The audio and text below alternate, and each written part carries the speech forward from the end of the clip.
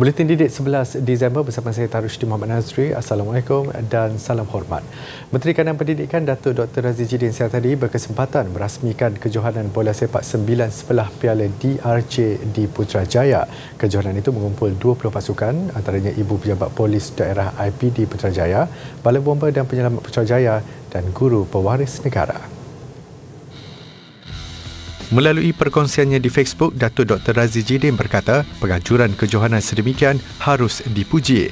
Ini kerana dapat mengumpulkan komuniti setempat dari pelbagai peringkat usia di Putrajaya untuk beriadah bersama sekaligus merapatkan silaturahim. Beliau tidak dapat menyertai pasukan lain untuk sama-sama bermain bola sepak ekoran kecederaan kaki yang belum pulih sepenuhnya. Dr. Razzie juga mengucapkan terima kasih kepada semua pasukan yang menyertai kejohanan berkenaan. Riadah sukan cara Rasulullah SAW seperti memanah dan menunggang kuda terselip pelbagai hikmahnya. Bukan sahaja melatih fizikal seseorang, bahkan turut membantu pelajar dalam menghafal Al-Quran. Justru tidak hairan ia kini dijadikan salah satu silibus di sekolah tahfiz. Wartawan Izzati Rizan ada laporannya.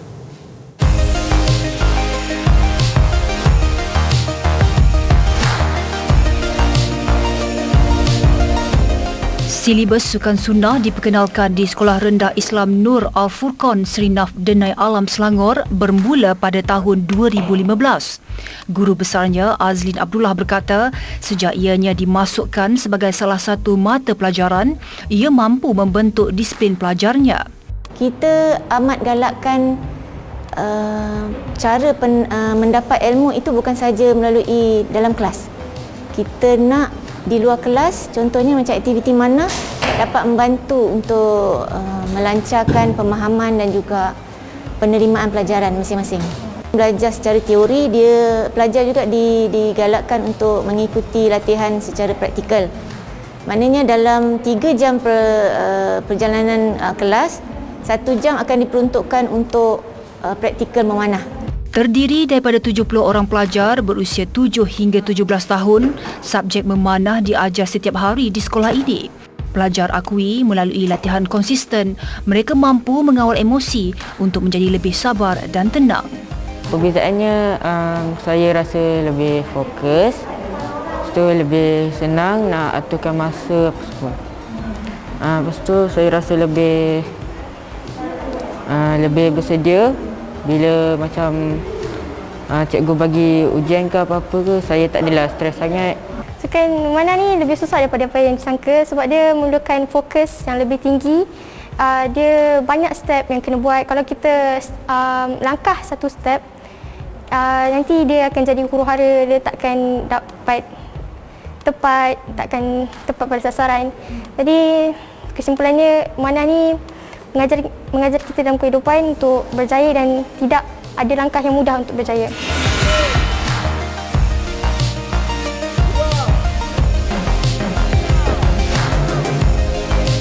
Berbeza pula dengan sekolah ini yang mempraktikkan 2 sukan sunnah sekaligus, iaitu menunggang kuda dan memanah. Meskipun memulakan silibus berkenaan pada Perintah Kawalan Pergerakan lalu, madrasah ini berjaya melahirkan 5 pelajar menguasai sukan memanah sambil berkuda. Saya belajar kuda dan juga belajar hafazan juga. Tapi sambil belajar kuda tu, hafazan tu masuk juga Quran. Jadi dalam masa setahun lagi dapat habis insya-Allah. Sukan berkuda dan memanah ni perlu dimasyarakatkan pada anak-anak muda, dan kita bermula pada pelajar-pelajar madrasah. Kenapa madrasah adalah satu tempat untuk belajar agama, dan sukan berkuda dan memanah sepatutnya diterajui oleh orang-orang yang beragama. Memanah dan menunggang kuda adalah sunnah yang dituntut kepada orang Islam. Malah sukan ini juga membolehkan para tahfiz dan juga agama lebih fokus terhadap pelajaran dan juga hafazan. Izzati Rizan melaporkan. Kalau tidak dipecahkan ruyung, manakan dapat sagunya. Itulah kegigihan pasangan adik-beradik apabila menamatkan pengajian ijazah Dr. Falsafah PhD di Universiti Teknologi Malaysia UTM Skudai siang tadi. Lebih membanggakan, seorang daripada mereka dianugerahkan penuntut terbaik pada convocation ke-64 yang disempurnakan Chancellor UTM yang juga Permaisuri Johor Raja Zahri Sofia Sultan Idris Shah. Siti Atifah Saruci dan adiknya Sarah Atirah masing-masing berusia 32 dan 29 tahun, antara 8,900 graduan UTM Skudai yang berjaya menamatkan pengajian PhD. Siti Atifah memperoleh PhD dalam bidang kejuruteraan dari Malaysia Japan International Institute of Technology, manakala adiknya memperoleh PhD dalam bidang perbankan Islam dari Azman Hashim International Business School. Berkongsi rahsia di sebalik kejayaan itu, mereka mengakui gigih berusaha serta didorong oleh latar belakang keluarga daripada golongan pendidik. Bapa mereka, Saruci Sawal, yang berusia 57 tahun, adalah Ketua Penolong Pengarah Kanan di Jabatan Pendidikan Pahang, manakala ibu mereka, Haliza Abdul Manaf, juga 57 tahun, adalah guru di Sekolah Kebangsaan Tanjung Lalang, Temeloh, Pahang. Dia sangat memberi pengaruh kepada kami. Bagaimana kami sejak dari kecil saling ikut ayah dan mak ke sekolah, membuatkan kami teringin untuk mendidik anak mangsa, untuk memanusiakan manusia. Jadi Alhamdulillah kami bercadang, kami merancang untuk menyambung sampai ke peringkat PhD. Dan Alhamdulillah dapatlah Alhamdulillah menjadi seorang pensyarah. Perasaan ni luar biasa. Kalau biasanya master degree sendiri-sendiri, perasaan gembira. Dengan adik ni jadi double gembira. Kegembiraan berganda. Kerana kebetulan bersama-sama. Kami dari degree, master dan PhD memang graduate tahun yang sama. Cuma sebelum ni universiti berbeza. Jadi kali ni Alhamdulillah lah. Mungkin juga kegembiraan berganda untuk ibu bapa kami juga. Sememangnya latar pendidikan amat membantu kami untuk memberikan sumbangan sedikit sebanyak kepada kejayaan anak-anak kami. Tentu saja rasa syukur yang teramat, gembira yang teramat, kerana bukan sesuatu yang mudah untuk memperoleh perkara yang sedemikian. Sebelum ini, majlis convocation berkenaan terpaksa ditangguhkan 3 kali akibat pandemik COVID-19. Istiadat yang dijalankan siang tadi mengikut prosedur operasi standard SOP yang ketat bagi mengelak penularan wabak berkenaan. 6 pelajar Maktab Rendah Sains Mara MRSM yang dikenal pasti terlibat dalam kes buli digantung serta-merta selama 2 minggu persekolahan. Menurut Menteri Pembangunan Luar Bandar Datuk Seri Masih Khalid, Jawatankuasa Disiplin Maktab JDM turut mencadangkan pelajar terbabit ditamatkan pengajian mereka di institusi itu. Tambah beliau, JDM MRSM telah memanggil 10 pelajar yang terlibat insiden tersebut. Dalam laporan yang disediakan, 6 pelajar terlibat memukul mangsa buli berkenaan, manakala 4 pelajar yang berada di lokasi kejadian didapati bersubahat dan membuat provokasi. Kes tersebut membabitkan pelajar-pelajar di tingkatan 1 hingga tingkatan 3. Ambil kira dari segi co-curriculum, ambil kira dari segi jati diri. Itu semua dia ambil kira markah tu, barulah dia ambil masuk ke Maktab Rendah Sains Mara. Tapi dalam banyak-banyak tu pun ada lagi yang semacam ni. Saya amat kecewa lah sebagai menteri yang jaga, Menteri Luar Bandar amat kecewa sebab tak sepatutnya pelajar-pelajar ni terdedah dengan perbuatan seumpama tu. Semalam, polis Perak menahan 4 pelajar sekolah berasrama di Kuala Kangsar yang menjadi suspek utama insiden buli terhadap seorang pelajar lain sebelum video mengenainya tular di media sosial. Ketua Polis Negeri Datuk Mio Farida Latrash Wahid berkata, 4 pelajar itu ditahan selepas selesai memberi keterangan di IPD Kuala Kangsar.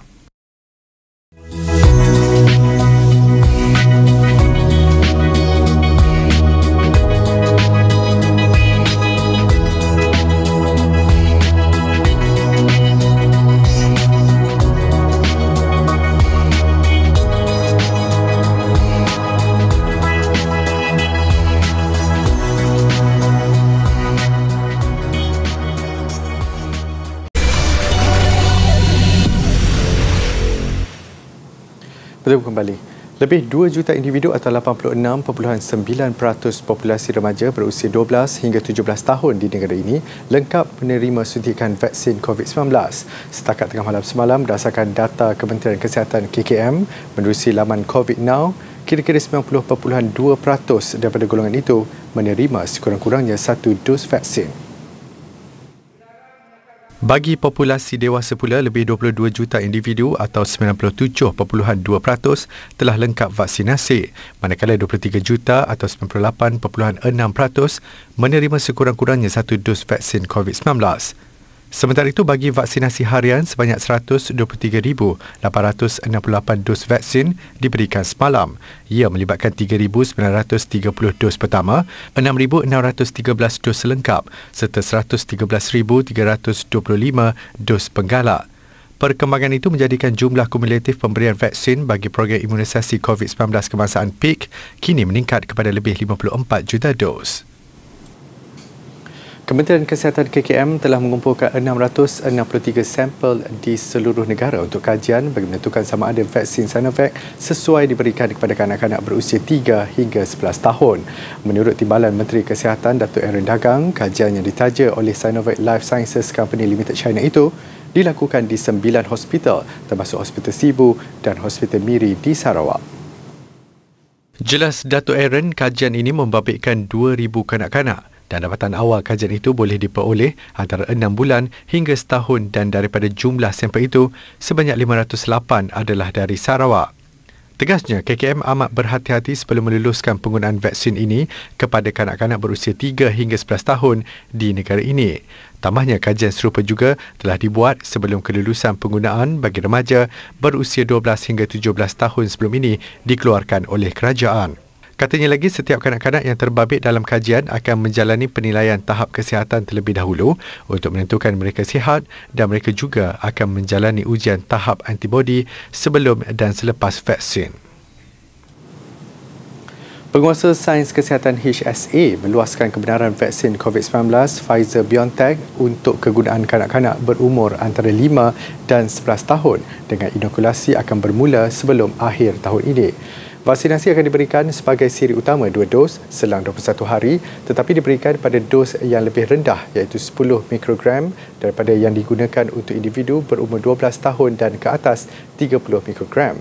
Ini adalah kali pertama vaksin COVID-19 dibenarkan di Singapura untuk digunakan dalam kumpulan umur 5 hingga 11 tahun. HSA telah menjalankan penilaian menyeluruh terhadap data dan berunding dengan 2 kumpulan pakar daripada Jawatankuasa Penasihat Ubat HSA dan panel pakar penyakit berjangkit. Berdasarkan data semasa, faedah melebihi risiko untuk digunakan dalam populasi muda dan vaksin itu memenuhi standard kualiti, keselamatan dan keberkesanan. Kementerian Kesihatan Singapura berkata pasukan petugas pelbagai kementerian telah menerima saranan jawatankuasa pakar vaksinasi COVID-19 untuk menggunakan dos pediatrik vaksin Pfizer-BioNTech untuk golongan tersebut.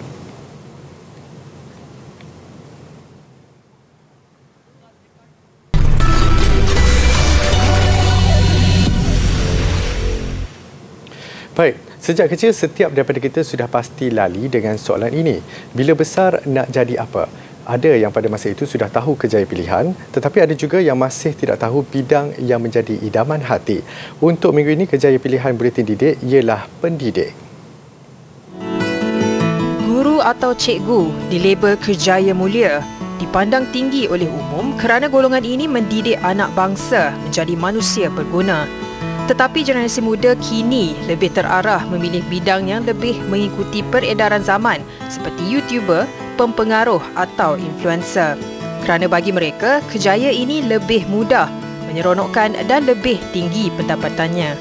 Bagi graduan Ijazah Sarjana Muda Pendidikan Pengurusan Perniagaan Universiti Utara Malaysia UUM ini, beliau nekat memilih kerjaya selaku pendidik. Kerana katanya, beliau mahu melihat anak-anak bangsa mendapat pendidikan yang sempurna walaupun datang daripada latar belakang keluarga yang kurang bernasib baik. Kerjaya sebagai seorang guru adalah sangat mulia sebenarnya dan dipandang tinggi oleh masyarakat. Ramai sekarang mahu menjadi influencer dan sebagainya. Tapi kalau anda mesti ingat bahawa menjadi influencer pun anda belajar juga di sekolah. Jadi untuk menjadi influencer ke untuk menjadi apa-apa sekalipun, lahirnya anda adalah daripada seorang guru yang mengajar anda di sekolah. Justeru, apabila ditempatkan di Pulau Bum Bum sempurna Sabah, beliau tidak mengeluh, malah bersyukur. Meskipun ditugaskan di lokasi yang agak terpencil, Guru berusia 31 tahun ini gigih menabur bakti. Cikgu Rahimi memulakan tugasnya seawal 4 pagi. Biasanya rutin saya akan bangun dalam jam 4.30 pagi dan saya bersiap, dan dalam jam 5 pagi saya akan terus menaiki kenderaan menuju ke Jeti Guru, menaiki bot dalam lebih kurang 10 minit, dan lepas itu sampai di Jeti Balimbang di Pulau Bumbung, saya menaiki van dalam lebih kurang dalam 20 minit untuk sampai ke sekolah. Tempias hujam, basahlah juga baju-baju guru kebiasaannya. Tapi ada juga guru-guru dah buat macam kasut dia membawa asing. Lepas itu barulah pakai di sekolah. Kepayahan Cikgu Rahimi dan rakan-rakannya ini harus dicontohi oleh semua. Sanggup berpanas, berhujan demi kemajuan anak bangsa. Jadi kepada adik-adik, ingat buat pilihan terbaik apabila mahu memilih kerjaya. Bukan sahaja memikirkan gaji yang ditawarkan, fikirkan juga sumbangan anda kepada bangsa dan negara. Subjek kesihatan mental akan dilancarkan secara bertahap-tahap di peringkat sekolah rendah, menengah dan pra-universiti di Singapura sepanjang 2 tahun akan datang. Berita Mediacorp melaporkan perkara itu diumumkan oleh Menteri Pendidikan Singapura Chan Chun Sing sebagai sebahagian kurikulum pendidikan perwatakan dan kewarganegaraan tahun ini.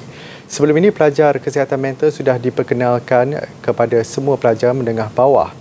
Menurut Chun Sing, semua sekolah akan memperuntukkan waktu dan ruang khusus pada permulaan setiap penggal bagi guru-guru memeriksa kesejahteraan diri setiap pelajar. Guru akan disediakan dengan sumber pedagogi praktikal dan alat untuk memantau serta menyokong kesejahteraan diri pelajar.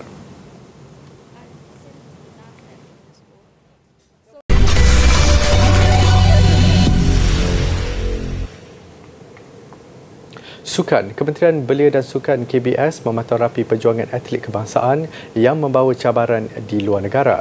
Apatah lagi dengan pandemik COVID-19 yang masih membimbangkan. Antaranya situasi yang dihadapi skuad bola sepak pada kejohanan AFF dan pasukan hoki wanita yang tidak dibenarkan bertanding pada kejohanan trofi juara-juara Asia gara-gara wabak berbahaya itu. Kempen skuad Harimau Malaya yang bersaing pada kejohanan Piala AFF di Singapura Gini antara yang terkesan apabila sudah kehilangan 4 pemain gara-gara COVID-19. Mereka yang terpaksa menjalani proses kuarantin ialah Khairul Azhan Khalid, Faizal Halim dan terbaharu Akhia Rashid serta Quintin Cheng. Sambil berharap skuad bimbingan Tan Chen Ho itu tabah dan terus bersemangat, Menteri Belia dan Sukan Datuk Seri Ahmad Faizal Azumu tetap optimis momentum 2 kemenangan awal 3-1 ke atas Kemboja dan 4-0 menundukkan Laos dapat diteruskan berdepan juara bertahan Vietnam malam esok. Pada perkembangan lain, Kementerian Belia dan Sukan turut mengesahkan usaha giat sedang digerakkan untuk membawa pulang pemain hoki wanita kebangsaan di Dong Hae, Korea Selatan selepas tidak dibenarkan bertanding pada kejohanan trofi juara-juara Asia oleh Persekutuan Hoki Asia susulan beberapa pemain negara positif COVID-19. Setakat ini tidak ada berita yang baik berkenaan dengan perkara itu, namun kita faham bahawa mereka di kuarantin adalah tujuan untuk menjaga keselamatan kesihatan mereka juga selain daripada menjaga keselamatan kesihatan orang lain. Jadi perkara ini perlu dibuat dan kita akur dengan apa juga keputusan daripada kerajaan di sana. Sementara itu, Datuk Seri Ahmad Faizal petang tadi meluangkan masa mengunjungi sambil menjamu selera di gerai makanan yang diusahakan atlet lontar peluru Paralimpik Negara Muhammad Ziyad Zulkifli. Turut memberi galakan kepada Ziyad, rakan atlet Siti Zalina Ahmad dari Sukan Bowling Padang dan atlet terjun Leong Moon Yi. Fobo dan juga Mikari dia memang antara yang paling sedap pernah saya rasa. Jadi saya jemput orang ramai semua, mari kita support atlet-atlet kita seperti saudara Ziyad. Gerai dia di Don's Warung ni di Plaza Damas. Marilah kita sama-sama cuba bantu perniagaan Ziyad. Sememangnya tidak ramai yang menyedari di sebalik nama yang gah selaku atlet Paralimpik bertaraf dunia, Ziyad juga mempunyai hobi memasak. Dan didorong minat yang mendalam itulah, Ziyad bersama rakan-rakan membuka perniagaan makanan yang berasaskan mi dan beberapa menu istimewa. Kita buat daripada makanan pada Vietnam. Selera Malaysia. So tu nama dia Pobo Mi. Dan juga satu lagi ada lontong goreng. Orang Johor selalu makan lah, tapi saya buat elemen tu dalam saya berniaga sekali lah. Saya gerai saya buat elemen tu sekali. Tambah Ziad, dia sememangnya bertuah perniagaannya mendapat sokongan padu keluarga, apatah lagi dengan jadual padatnya selaku atlet kebangsaan.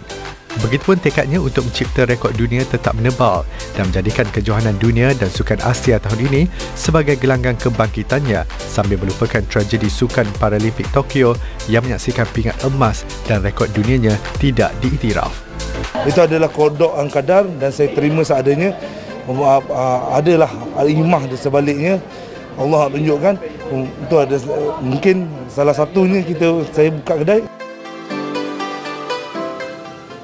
Saingan kejohanan dunia Mobile Legend M3 kembali bersambung hari ini untuk aksi peringkat play-off pasukan upper bracket. Tumpuan pastinya terarah kepada dua wakil negara pasukan Todak dan SMG yang meneruskan cabaran untuk ke perlawanan akhir. Bergelar naik juara kumpulan B, Todak melayakkan diri ke saingan upper bracket dan perlu berdepan juara kumpulan D RRQ Hoshi dari Indonesia. Rekod cemerlang RRQ terutamanya menerusi penampilan Albert yang cukup hebat pasti memberikan cabaran getir buat Todak. Kedua-dua pasukan dijadualkan bertemu esok dalam permainan Best of 5 untuk ke peringkat seterusnya.